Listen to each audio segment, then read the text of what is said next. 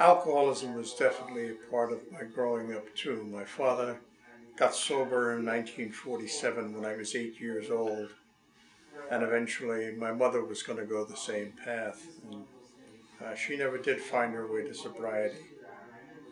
But my mother was one of 10 children, and by my count, probably at six, maybe seven of them had serious problems with alcohol.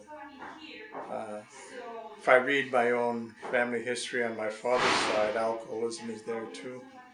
I have my great-grandfather's death certificate. He died alone in his room of a bleeding ulcer of the leg.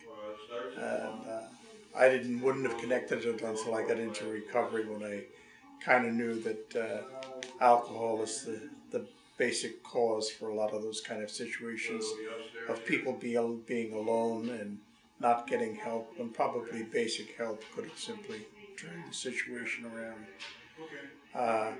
I never knew my grandfather. My father barely knew his father. Uh, my father was only 10 years old when his father died. But I knew of him through my grandmother. And she presented a picture of him as a rigid man, a good man, but a rigid man.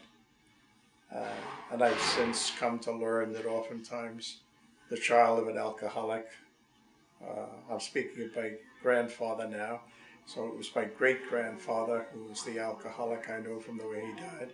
I think he kind of like reacted that way by being rigidly non-drinking. But it visited down the next generation in my father. And I don't, it makes no difference to me whether it came from my father's side or my mother's side.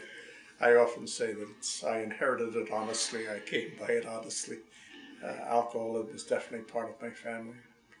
I used to think that the curse of my mother's family was mental illness, until I found out that back in the 30s and 40s, people were treated for alcoholism in mental hospitals.